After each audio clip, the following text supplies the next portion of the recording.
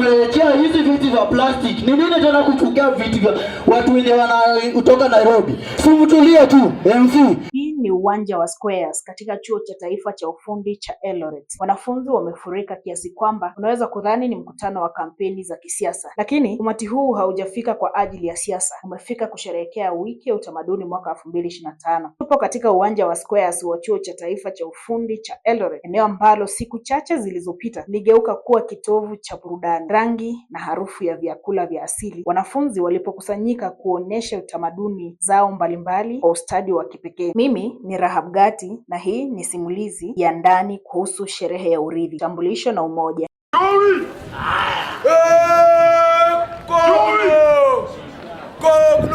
Waandishi wa picha wa 10th Media walifuatilia tukio hili tangu ufunguzi wake rasmi hadi maonesho ya mwisho, wakinasa kila ngoma, kila shangwe na kila hisia iliyoonyesha fahari ya utambulisho wa tamaduni.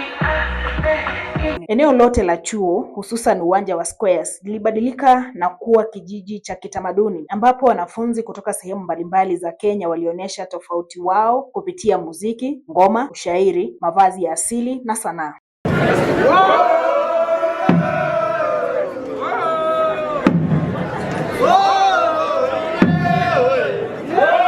Kuanzia Uasin Gishu hadi Pwani, kutoka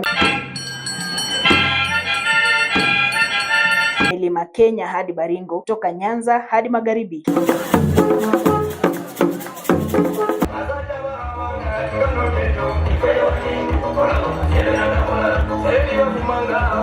Kila jamii iliwakilishwa, kila burudani ilibeba roho ya jamii husika. Midundo ya isikuti ilichanganyika na nyimbo za maeneo ya nyanda za juu, huku ngoma za pwani zikikutana na nyimbo za milimani. Haikuwa burudani tu, bali ilikuwa simulizi hai ya umoja wa Kenya katika tofauti wake.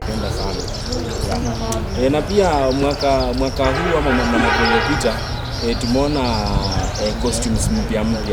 Miongoni wa washiriki waliovutia zaidi alikuwa ni Aba na Simiyu, wanafunzi kutoka jamii ya Wakuria, katika maonesho yaliyobeba ujumbe mzito wa kuhimiza elimu kwa mtoto wa kike na kupinga mila potofu zinazowakatisha ndoto wasichana. Hakusita kuwahimisha wachekeshaji kutilia manani talanta yao. So culture ilisaidia ku increase economy yetu ama kuimprove economy yetu ya shule. Hii ilikuwa juu kwa sababu watu walitoka pembe tofauti ambao si wanafunzi kuja kusoma culture. Inafaa kuwa creative. So ukiingia stage ukuwe na courage, haya costume yako pia. Ukipiga tu step zako hivi stage hivi watu washaanza kucheka kwa. So yo content ni alafu kwa creative ukiwa hapo stage. So mimi kitu nilishinda wale wengine ndio hapo creativity. Wao walikuwa creativity but ilikuwa chini, hawako wanatumia Kwa upande wake GB Dawin alisema wiki ya utamaduni ni daraja linalounganisha historia na kizazi cha sasa. The reason as why we are having this event, that is culture, is just to embrace whatever our forefathers did. And this cultural means it brings us together as different languages. So you speak your language, I speak mine, then we come together. Then we embrace unity. Kwa njia hiyo, tukio hilo liliwapa vijana nafasi ya kuungana na mizizi yao, huku likiimarisha mshikamano miongoni mwa wanafunzi. Mwenyekiti wa chama cha wanafunzi wa Magharibi Dominic Baraza pamoja na timu yake walileta burudani ya nguvu iliyowafanya watazamaji kushangilia kwa furaha. Naye Ruth Soita alieleza matumaini yake ya kuibuka mshindi kutokana na ubunifu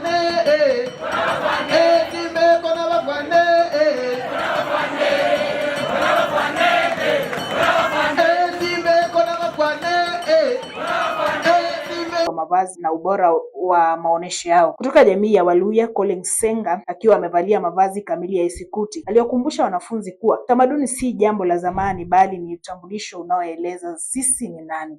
Utamaduni ndicho kitambulisho chetu. Sisi kama Wakenya tunafaa tujitambulishe na utamaduni wetu, si kuiga yale ambayo tumeletewa na the whites, ambayo tumeletewa na wazungu. Si kwamba napinga, lakini ni muhimu kwanza, hata tunaposisitiza kwa tamaduni za kiuzunguni, tuseme za ugaibuni, ni vizuri tusalie katika tamaduni zetu za kiasili.